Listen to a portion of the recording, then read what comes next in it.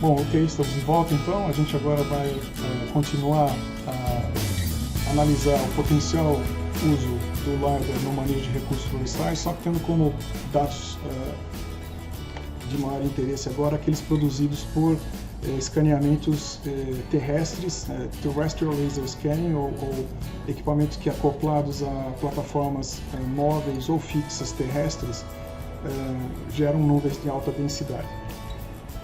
O que se procura nesse caso, e aí vem na nossa experiência um espaço interessante de inovação, é que esses equipamentos sejam de baixo custo, sejam móveis, sejam portáteis, sejam precisos, né, tenham uma operação, quer dizer, funcionem sempre, a ergonomia que deve ser considerada também, porque o que se busca é aumento de eficiência, de eficácia, mas acima de tudo com custo baixo, ergonômico para o operário, né, e rápido no seu uso, né, quando usados. Essa é uma das áreas que uma das startups que a gente participa, de Tutora, vem trabalhando, a 4Lidar. Então a gente desenvolveu, a partir de escaneadores de baixo custo, que normalmente vêm sendo desenvolvidos pela indústria automotiva para auxiliar na geração na fabricação, né, na oferta, no aumento da oferta de veículos capazes de se dirigir, né, veículos autônomos, vêm sendo usados. Então esses escaneadores vêm sendo usados para soluções nesses casos, né? Mas é óbvio que esses sensores vêm sendo desenvolvidos, puxados pelo desenvolvimento da indústria automotiva, mas eles também já vêm sendo usados em muitas outras aplicações, né? Desde aspiradores de pó robotizados que andam sozinhos e se conectam e desconectam da tomada. Ali dentro você vai encontrar um pequeno sensor LiDAR de posicionamento para ele detectar distâncias de paredes, objetos assim, saber desviar e se automover ali naquele espaço. Então são muitas as ofertas hoje e as possibilidades de compra desses sensores. A gente basicamente se concentrou e tem em mãos 3 sensores diferentes. Temos um Velodyne que vem sendo testado, um Auster que não está aqui, e também um Livox, que é algo mais recente. A gente vai talvez poder falar sobre isso mais tarde aqui nas videopalestras, né? Aqui em cima a gente tem aqui só um exemplo de isso aqui é uma frente de um carro, onde essa peça substitui praticamente o farol do carro, e embutido nesse farol a gente tem sensores LiDAR também, distanciômetros, para o computador central do automóvel poder detectar objetos e distâncias à frente, né? Alguns desses sensores são bastante pequenos, práticos, ainda vêm sendo explorados quanto à sua aplicabilidade, no caso como as áreas florestais, e para que depois inclusive possam ser disponibilizados e acoplados a plataformas que, por enquanto, quanto mais leve forem, menos caros ou complicados tem que ser os drones ou os equipamentos, por exemplo, para escaneamentos sobre copas, e mesmo debaixo das copas com sensores, né, que evitem colisão e esses levantamentos possam ser feitos com agilidade. Aqui novamente uma foto daquele teste que fizemos de acoplamento desses sensores em um trolley, né, pendurado em cabo, e deslocamento por rádio desse trolley para escaneamentos em linha em áreas de difícil acesso. Aqui está uma demonstração do funcionamento desse experimento nosso no meio de um plantio de seringueira, que obviamente não é o caso mais difícil, né? A gente aí com uma mochila coleta isso com muita facilidade, deslocando pelo simples caminhamento entre árvores. Mas aqui o teste era para ver se peso, movimentação estavam funcionando, e esse equipamento poder depois ser usado em áreas de difícil acesso, onde no meio, entre uma ponta e outra do cabo, o acesso é difícil e o levantamento poderia ser feito, né?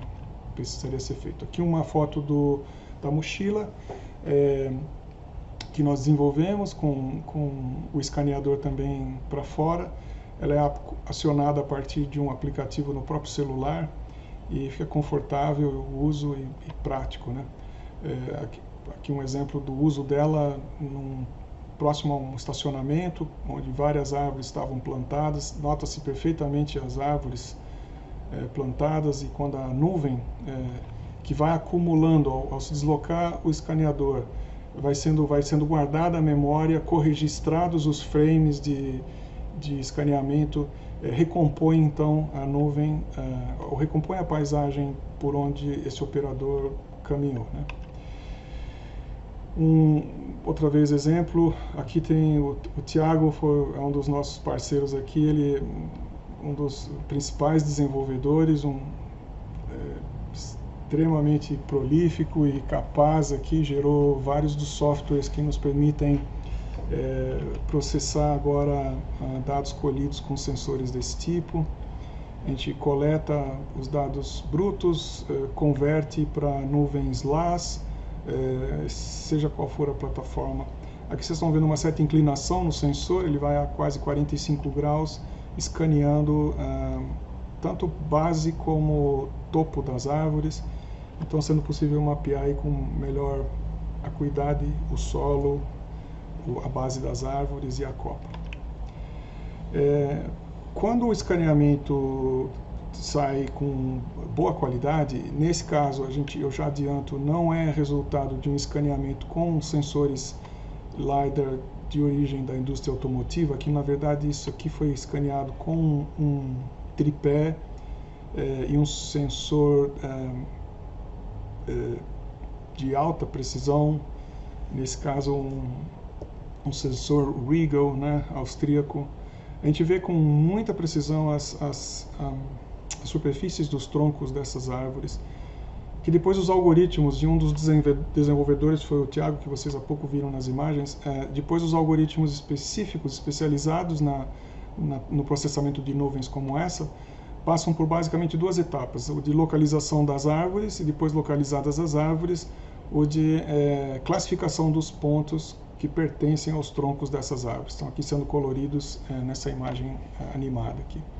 Pontos coloridos representariam pontos pertencentes ao tronco das árvores. Classificados os pontos pertencentes aos troncos das árvores, seria fácil então eu extrair precisas medições de volume, né, desses troncos.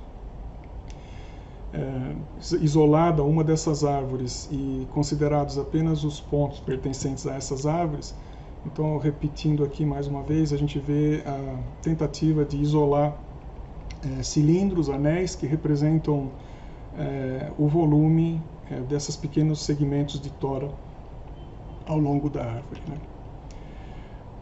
O processamento dessas nuvens é um pouco parecido com o anterior, no sentido de que a gente precisa conferir as especificações da nuvem original, temos que ver se o georreferenciamento está correto, se os pontos que pertencem a qualquer das superfícies que tenha sido escaneada em alta densidade está corretamente georreferenciado, classificar os pontos que pertencem a solo, os pontos que depois então nos permitirão determinar a altura do solo com relação a qualquer outro ponto ao longo das árvores, se a árvore for o elemento da paisagem que tiver sido classificado, aliás, escaneado. Essa classificação dos pontos de vegetação pode incluir aí várias alternativas. Por exemplo, vamos classificar apenas os pontos pertencentes a tronco, a casca, perdão, pontos pertencentes a folhas, pontos que pertencem a superfícies de ramos. Em geral, o que se faz é classificar os pontos da vegetação como um todo e depois, como subgrupo, os pontos pertencentes às superfícies de tronco, né?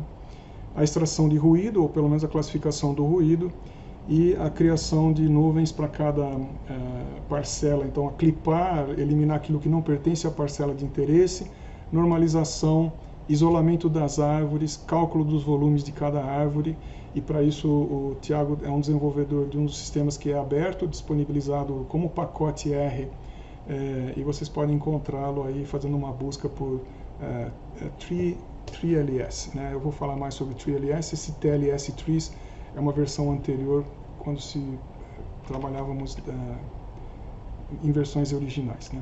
E aí, finalmente, produzir os produtos finais, ou inferir sobre uma série de questões extraídas desse trabalho. Esses algoritmos de detecção de árvores e de ajuste, e de detecção, aliás, de pontos pertencentes ou não às superfícies, e de extração de volumes, etc., de grosso modo, pode-se dizer que são resultado de duas etapas, né? A pré-filtragem para remoção de ruído e isolamento prospectivo dos troncos, quer dizer, isolamento prospectivo é detecção da existência de uma árvore ali,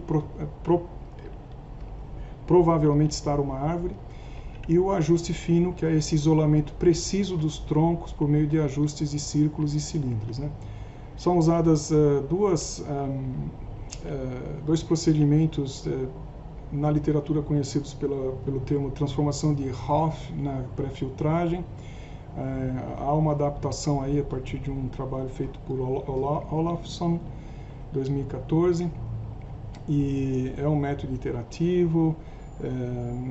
Vocês vão aqui ver nessa animação, ele se baseia ponto a ponto em procedimentos de investigação, né, num raio a partir de cada um desses pontos tomados como centro, da presença ou não de outros pontos LiDAR, e aí esses que vão sendo detectados nesses raios vão recebendo uma nota, um voto, e aí depois, pela contagem de votos, consegue-se determinar o centro, né, e a existência de uma nuvem que tem potencial para ser pertencente a um tronco ou a uma árvore, né, que detectaria a presença da árvore, né. Aqui um exemplo da aplicação desse procedimento de pré-filtragem, onde, por serem pontos que seguem essas regras, eles então são isolados e potencialmente identificados como pontos pertencentes ao tronco de uma árvore, e os demais pontos que não passam por essas votos ou não passam pelo teste de transformação de Hopf não são classificados como pertencentes ao tronco. Então é um processo de pré-filtragem para eliminação daqueles pontos que não são de interesse. A segunda etapa, esse ajuste fino, para isso se usa um método de ajuste de círculo, né, RANSAC na literatura, Random Sample Consensus, a partir de um modelo né, baseado em princípios probabilísticos, né, de pertencer ou não a uma determinada do círculo representar propriamente o centro daquele corpo, né? Então você tem aqui à direita a representação de anéis, os pontos que foram numa seção da árvore isolados. Olhando em 2D, eles agora têm esse formato circular. Então o círculo que melhor ajusta o diâmetro desses pontos é o que resulta do ajuste RANSAC, né? Então, outliers, inliers e o centro e cálculo do raio desse círculo que melhor se ajusta a cada uma das situações vai sendo feito ao longo da árvore, para que então nesse ajuste fino tem uma melhor estimativa do diâmetro ao longo de cada seção da árvore. Esse procedimento de ajuste fino é uma das etapas finais para se detectar a volumetria do tronco de cada uma das árvores. Desenvolvimento mais recente, voltando para plataformas, é a tentativa de tornar o procedimento de escaneamento no campo rápido, eficiente, seguro, ergonômico. Então, em parceria com uma empresa de São José do Rio Preto, a gente está aqui tentando avaliar diferentes configurações de acoplamento dos scanners a um quadriciclo, né?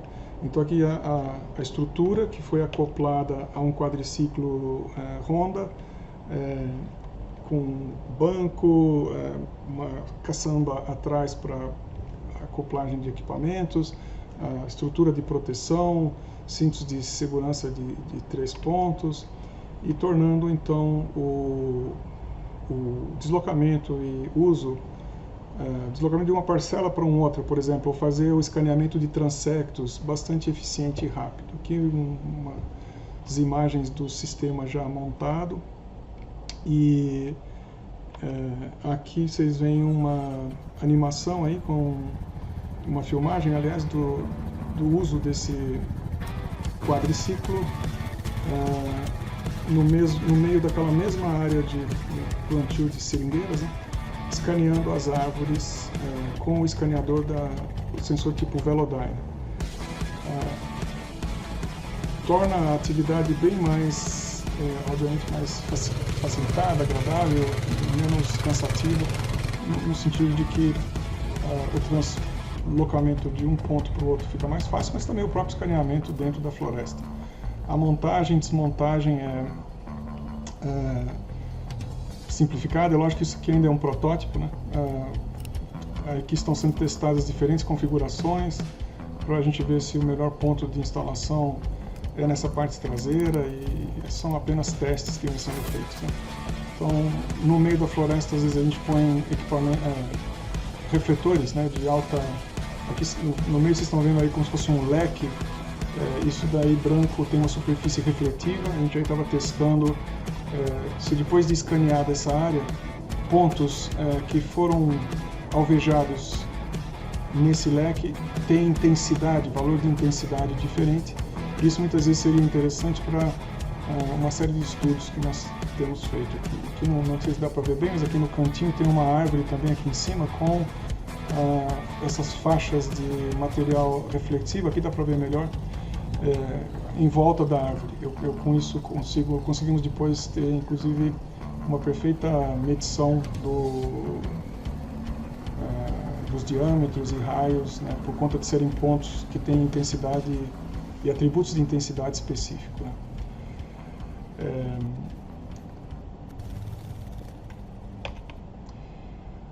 Todo esse trabalho não se difunde ou não se desenvolve se a capacitação das pessoas que não só têm interesse, mas querem se aprofundar no uso dessas tecnologias acontecer. Então ela precisa acontecer. A capacitação vem sendo feita desde 2016, antes da pandemia ainda era possível, então esse trabalho onde até 40 pessoas participavam das nossas oficinas de capacitação aqui na Exalc. Aqui uma foto de 2016, da turma de 2016, com um desenvolvedor bastante conhecido no setor, no mundo LiDAR, que é o Martin Eisenberg, que foi o nosso instrutor em 2016. Em 2017 nós tivemos um pesquisador do Serviço Florestal norte-americano, e esses trabalhos de capacitação nesses dois eventos foram muito voltados, digamos, para o uso de software livre ou semi-aberto, para tornar inclusive o acesso facilitado, né? O Serviço Florestal norte-americano tem mantido o desenvolvimento de um software gratuito chamado Fusion, e então foi legal ter essas experiências. Mais recentemente a gente teve também em 2018 o próprio desenvolvedor de um pacote R, né, o LeadR, liderando a oficina daquele ano, em 2018, e a capacitação sempre, né, atrai curiosos, atrai interessados, profissionais que vêm usando isso. Tem gente aqui das empresas que já desenvolvem, aplicam, né, tecnologias LiDAR, usam no nível operacional, gente inclusive da área de urbanismo, né, que lidam com questões urbanas aí, e diferentes, né, pessoas. E em 2019 a gente teve o privilégio de organizar em Foz do Iguaçu o Silvilaser, uma das edições do Silvilaser, que é um evento bienal, a cada 2 anos, bianual, né? A cada 2 anos ele acontece em diferentes partes do mundo. Pesquisadores do mundo inteiro atendem essas reuniões.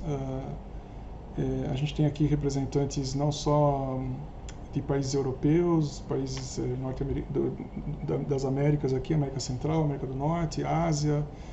A gente tinha gente aqui da Austrália, da Nova Zelândia, NASA, Agência Espacial Chinesa. Foi muito, muito, muito rico, muito interessante esse evento em 2019.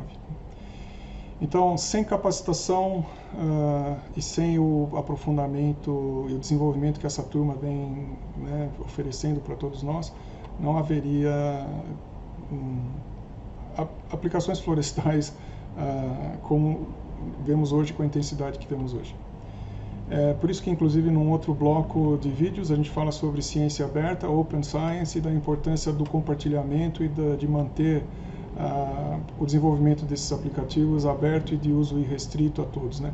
Essa tem sido a filosofia de concentração, que nos permite inclusive concentrar as escolhas em software. A gente praticamente usa aquelas plataformas que nos permitirão manter as soluções de acesso aberto, livres e sem ônus, para que o desenvolvimento aconteça de forma mais acelerada e confiável, né? Então, para quem quiser conhecer, por exemplo, um dos exemplos desse desenvolvimento aberto, aqui estão as referências do Thiago. Hoje ele é aluno de PhD, doutorado da Universidade de Maryland, né? Mas quem quiser conhecer mais sobre, inclusive, TLS, ele deu 2 excelentes palestras, foi o nosso keynote speaker, né? Foi um convidado como palestrante especial no Silver Laser 2019. E se vocês, eu vou deixar isso aqui também disponível na nossa página ali no YouTube. E essas palestras do Thiago dão uma visão muito bacana, muito legal, da evolução que teve o desenvolvimento de aplicativos na área florestal, quando os sensores de alta densidade se tornam mais acessíveis, né? E ele explica aqui com mais propriedade o funcionamento dos algoritmos que ele embutiu e colocou dentro dos pacotes que ele hoje disponibiliza como pacotes R, né? Então, mais informações sobre isso vocês podem encontrar nos links que eu disponibilizo logo a seguir, na parte de baixo aqui do vídeo. Os próximos passos, a gente ainda tem muito chão para cobrir. Uma das áreas que tem nos interessado é o desenvolvimento de indicadores de monitoramento da restauração florestal, e para isso usar abordagens, tecnologias LiDAR para fazer esse monitoramento, mas acoplados a outros sensores como os multispectrais. Estamos com vontade, já estamos explorando a possibilidade de trazer essa terceira